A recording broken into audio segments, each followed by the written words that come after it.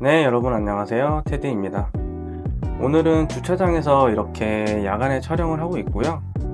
저녁 먹고 설거지만 했는데 벌써 10시가 넘었더라고요. 아무튼 늦은 시간이지만 짬을 내서 이렇게 카메라를 켰고요. 이번 영상에서는 테슬라를 처음 구매하고 기본적인 설정 방법에 대해서 좀 설명을 드리려고 합니다. 테슬라에서 이 터치스크린 사용법 관련된 매뉴얼은 제공하지 않는 것 같더라고요. 그래서 기초적이지만 이런 영상을 공유해 드리면 많은 분들에게 도움이 될 수 있을 것 같아서 영상을 제작한 거고요. 앞으로 출고받을 예정이신 테슬라 오너분들, 그리고 모델 Y 주니퍼를 계약하신 분들께 도움이 되었으면 좋겠고, 미리 봐두시고 공부해 두시면 좋을 것 같습니다. 메뉴별로 천천히 설명을 해 드릴 거고, 중간중간 디테일한 꿀팁을 소개해 드릴 예정이니까 영상 시청 끝까지 부탁드립니다. 그럼 시작합니다.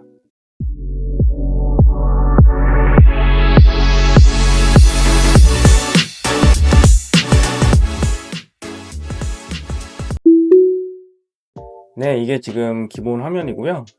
좌측 하단에 자동차 모양 버튼을 누르시면 이렇게 메뉴가 뜹니다. 첫 번째로 검색 기능이 있는데요. 처음에는 어디에 어떤 기능이 있는지도 잘 모르고, 그리고 테슬라가 아무래도 기능이 좀 다양하다 보니까 키워드로 검색해서 찾을 수 있게 이렇게 검색 기능이 있고요. 저 같은 경우도 처음에 글로브 박스를 어디서 어떻게 여는지도 잘 몰라서 이 검색 기능을 사용해서 글로브 박스를 열었었는데, 이렇게 예를 들어서 글로브 박스 이렇게 검색을 하면 관련된 기능들이 이렇게 바로 검색이 되고, 여기서 이렇게 글로브 박스를 누르시면 이렇게 글로브 박스가 열립니다. 컨트롤 메뉴를 보시면 처음에 라이트 설정이 있는데요. 라이트의 경우는 여기서도 설정이 가능하지만 여기 라이트 메뉴가 별도로 있어요. 그 중에 가장 많이 쓰는 것들만 컨트롤 메뉴로 빼놓은 거고요. 보시면 헤드라이트 끄는 거, 그리고 안개등, 그리고 라이트 켜는 거, 그리고 자동, 그리고 맨 오른쪽에 하이빔 오토로 세팅하는 거, 이렇게 전체적으로 세팅이 가능하시고요. 저는 사실 이 라이트 설정하는 건 거의 눌러본 적이 없어요. 그냥 자동으로 해놓고 쓸 일이 없습니다. 여기 상향등 같은 경우에는 이렇게 누르면 오토로 켜지는데, 사실 평소에는 거의 도심에서만 운전을 하니까 별로 필요가 없어서 평소에는 그냥 꺼두고요. 혹시라도 시골길이나 어두운 길에서 운전을 할 때만 켜는 게 좋을 것 같아요. 왜냐면은 운전하다가 갑자기 상향등이 켜지면 반대편 사람한테도 좀 민폐잖아요. 그래서 저는 평소에는 이걸 끄고 다니고요. 그런데 이게 자동으로 작동을 할 때가 있어요. 그게 언제냐면 바로 오토파일럿을 키는 순간에 상향등이 자동으로 켜집니다. 테슬라 오토파일럿은 이 비전 센서로 주변 영역을 모니터링해서 장애물을 감지하는 것이기 때문에 어두우면은 시야 확보가 어렵잖아요. 그래서 오토파일럿을 걸면 이게 자동으로 켜지고요. 그리고 오토파일럿이 풀리면 자동으로 꺼집니다. 그래서 아무튼 라이트는 제가 따로 누를 일이 없는 것 같고요. 다음 미러 접기. 미러 접기는 여러분도 그렇다시피 좁은 공간에 주차를 할 때만 미러를 접고 주차를 하기 때문에 그럴 때를 제외하고는 쓸 일이 없는 것 같고요. 어린이 보호 잠금의 경우 지금 해제로 되어 있는데, 눌러보면 뒷좌석의 잠금 장치를 왼쪽으로 잠글 건지 오른쪽으로 잠글 건지 아니면 모두 잠글 건지 이렇게 설정할 수 있고요. 이게 물론 아이들이 탔을 때 안전을 위해서 제공되는 메뉴인데, 테슬라의 경우 버튼식으로 문을 열기 때문에 혹시 정차했을 때 문을 열지 못하도록 제어할 수 있는 기능이고요. 창문 잠금의 경우도 여러분들 다 아시다시피 뒷좌석에 창문을 내리는 것을 제어하기 위해서 있는 버튼이고요. 그 다음에 와이퍼는 끔, 그리고 자동, 그 다음에 이 4단계로 속도 조절을 할 수가 있는데, 저는 보통 와이퍼도 자동으로 세팅을 해놓고 다니고요. 테슬라의 경우 그 레인 센서가 좀 멍청해서 가끔 아무것도 안 오는데 와이퍼가 작동을 하기도 합니다. 아무튼 근데 저는 그냥 자동으로 하고 다닙니다. 그리고 사이드 미러는 왼쪽 오른쪽 둘 다 왼쪽 스크롤 휠을 가지고 자신에게 맞게 각도를 조정해 주시면 되는 거고요. 그리고 여기 자동 기울이기는 저희가 주차를 할 때 사이드 미러가 아래쪽으로 살짝 기울어져서 주차 라인이 잘 보이도록 기울어지는 거고, 그 다음에 자동 미러 접기는 여러분도 아시다시피 주차를 하고 내리면 차가 잠기면서 자동으로 사이드 미러가 접히는 거고요. 그리고 자동 조도 조정이 있는데 테슬라의 사이드 미러의 경우에는 낮에는 그냥 똑같은데 밤이 되면 이 사이드 미러가 자동으로 조금 어둡게 변하거든요. 이게 뒤에 있는 차의 헤드라이트가 너무 밝으면 눈이 좀 부실 수가 있잖아요. 그래서 그런 눈부심을 방지하기 위해서 이렇게 자동으로 조도 조정을 해주는 것 같은데, 이게 좀 불편할 수도 있는 게, 저희가 보통 썬팅을 할 때 국민농도라고 불리는 전면 30%, 후면 15% 이렇게 많이 하잖아요. 그래서 저도 측면이 지금 15%로 썬팅이 되어 있는데, 이게 15%로 썬팅을 하고 자동으로 조도가 조정이 되니까 오히려 밤에는 약간 어두운 느낌이 드는 것 같아요. 그래도 많이 불편한 정도는 아니라서 저는 그냥 이렇게 켜고 다닙니다. 그리고 스티어링도 왼쪽 스크롤 휠을 가지고 자신에게 맞게 앞, 뒤, 그리고 위아래로 조정을 해주시면 되는데, 스크롤을 위아래로 움직이면 핸들도 위아래로 움직이고요. 그리고 왼쪽으로 누르면 핸들이 가까워지고, 오른쪽으로 누르면 이렇게 핸들이 멀어지니까 이렇게 조정하셔서 본인에게 맞게 세팅해 주시면 됩니다. 그리고 이쪽에 보시면 녹화 중하고 감시 모드가 있는데, 이 위에 있는 녹화 중은 블랙박스라고 생각하시면 됩니다. 운행할 때 작동을 하고요. 그 다음에 감시 모드는 운행할 때는 꺼집니다. 저는 아직 그 전장류 설치가 조금은 껄끄러워서 별도의 블랙박스는 아직 설치를 안 했고요. 그래서 감시 모드만 사용하고 있어요. 이 감시 모드는 테슬라는 빌트인 캠 카메라로 구성되어 있고 총 4개의 채널로 이루어져 있고요. 저 같은 경우 배터리 소모를 감안해서 집은 제외로 체크를 해놨고요. 그리고 글로브 박스, 아까 말씀드렸다시피 테슬라는 글로브 박스에 별도의 손잡이가 없어요. 그래서 이걸로 열던가 아니면 음성으로 열던가 해야 됩니다. 글로브 박스 열어줘. 이게 좀 뭔가 신기하면서도 좀 불편하죠. 그리고 마지막으로 이 컨트롤 메뉴에서도 이렇게 디스플레이 밝기를 조절할 수 있어요. 저는 보통 이것도 자동으로 해놓고 다닙니다. 여기까지 컨트롤 메뉴였고요. 이렇게 컨트롤 메뉴에는 자주 쓰는 것들이 모아져 있고요. 네, 그 다음 주행 설정 메뉴인데요. 가속 모드부터 한번 볼게요. 컴포트랑 표준이 있는데요. 처음에 표준이 디폴트 값으로 되어 있어서 그냥 계속 표준으로 하고 주행을 했었는데, 그래도 한번 궁금해서 컴포트로 하고 운전을 해봤거든요. 근데 컴포트로 하니까 뭔가 좀 답답한 느낌이 들었어요.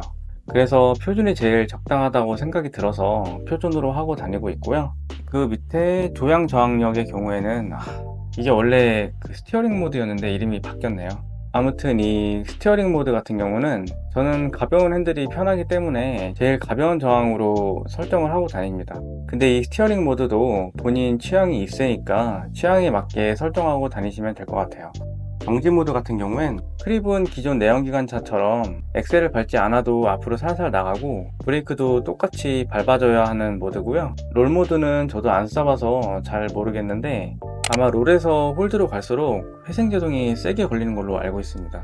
아무튼 지금은 홀드 모드로만 쓰고 있는데요. 지난 한 달 후기 편에서도 말씀드렸다시피 엑셀을 밟으면 나가고 떼면 자동으로 브레이크가 걸리면서 멈추는 거고요.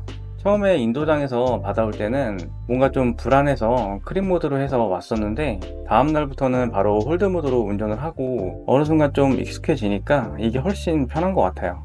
주행 모드는 저는 이렇게 일단 정착을 해서 이렇게 세팅을 하고 쭉 주행을 하고 있는데, 나중에 여러분들도 출고 받으시면 일단 다 한 번씩 눌러보고 써보세요. 그리고 자신에게 맞는 모드로 세팅을 하시면 됩니다. 그리고 이 밑에 있는 슬립 스타트는 아직 한 번도 안 써봐서 잘 모르겠는데, 만약에 뭐 눈이 많이 오거나 아니면은 뭐 진흙에 빠졌을 때 그때 쓰는 기능인 것 같아요. 근데 이 기능은 아마도 크게 쓸 일은 별로 없을 것 같습니다. 네, 다음은 충전 메뉴입니다. 일단 충전 한도를 세팅하실 수 있고요. 모델 Y RWD 모델 같은 경우는 LFP 배터리라 항상 100%로 세팅을 해놓고 충전하는 편이에요. 모델 Y RWD가 공인인증 받은 건 356km인데 보통 100%를 충전을 하면 390km대가 충전이 됩니다. 충전 전류의 경우에는 건드릴 필요는 없고요. 저는 항상 최대로 세팅을 해놨습니다. 저희 주차장에 있는 충전기는 에버온 충전기인데 차량이 알아서 해당 충전기 전류에 맞춰서 충전을 해주고요. 저희 집은 보통 32A로 충전이 되는 것 같고, 충전 예약은 저는 사실 하진 않고 출발 예약도 겨울에 프리 컨디셔닝을 할 때 쓰는 건데요. 저는 아직까지는 한 번도 안 써봤어요. 네, 다음은 테슬라에서 굉장히 중요한 오토파일럿 메뉴입니다. 오토파일럿 기능은 트래픽 어웨어 크루즈 컨트롤과 오토 스티어 이렇게 두 개가 있는데, 오토 스티어로 설정을 해놔야 오토파일럿이 작동이 되는 거고요. 여기 보시면 베타 버전이라고 써 있는데 누르시면 이렇게 팝업 창이 하나 뜨는데요. 내용은 한번 읽어 보시고 얘를 누르고 설정해 놓으시면 됩니다. 그리고 오토파일럿 활성화를 선택할 수 있는데 저는 2번 당김으로 설정을 해 놨고요. 한 번 당기면은 오토 크루즈, 2번 당겼을 때 오토파일럿 이렇게 설정을 해 놓고 다닙니다.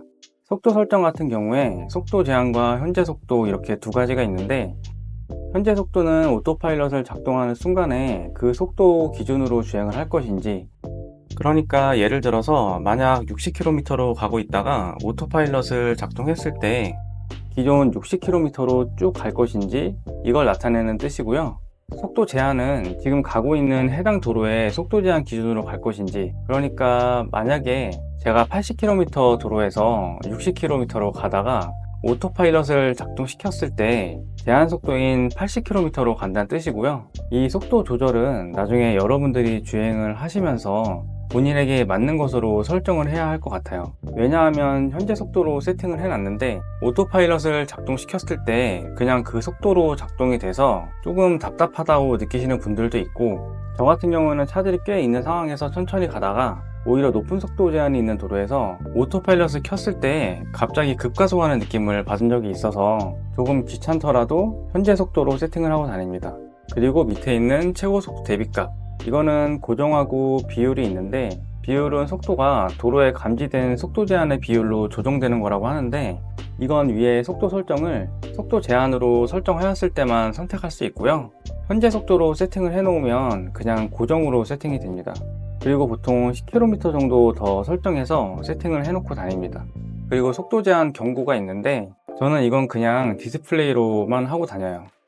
경고음으로 하면 시끄럽기도 하고, 보통 거의 핸드폰으로 내비를 보니까 딱히 경고음으로 설정하지는 않고 있고요. 그 다음에 속도 제한 설정이 있는데 상대 속도와 절대 속도 이렇게 두 가지가 있어요.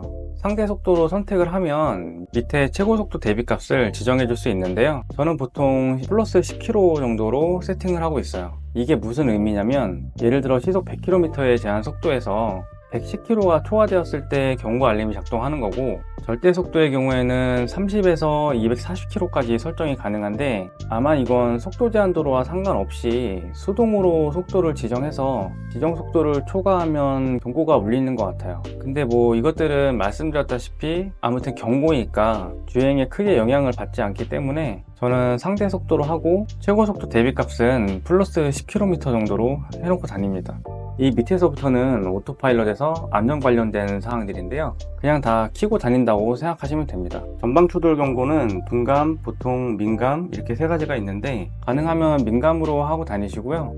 차선 이탈 회피도 보조로 해놓으시는 게 좋아요. 차선 이탈 회피를 경고로만 해놓으면 차선 이탈 시에 경고음만 울리는데, 이걸 보조로 해놓으시면 차선 이탈 시에 핸들이 차선 안쪽으로 살짝 제어를 해줍니다. 그러니까 가능하시면 보조로 해주시고요. 그리고 이렇게 차선 이탈 회피를 켜두시면 운전하면서 깜빡이를 안 켜고 차선 변경을 하게 되면 얘가 차선 이탈로 간주를 해서 조금 제어를 하려고 합니다. 그러니까 차선 변경을 할 때는 꼭 깜빡이를 켜고 차선 변경을 해야 됩니다. 사실 뭐 당연한 얘기죠. 자동 긴급 제동은 위험 상황을 감지할 경우 자동으로 긴급 제동을 실행하는 거고요.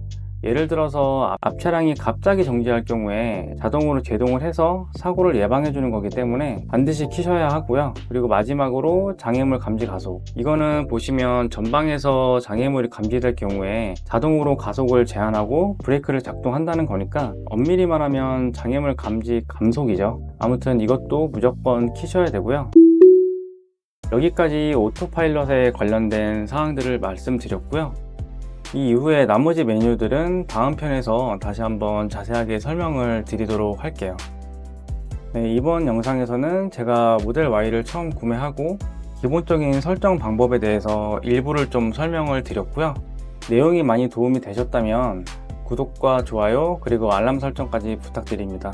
최대한 빨리 다음 편도 제작을 해서 올리도록 할 거고요. 제 영상이 도움이 되셨으면 좋겠습니다. 영상 시청해 주셔서 감사합니다.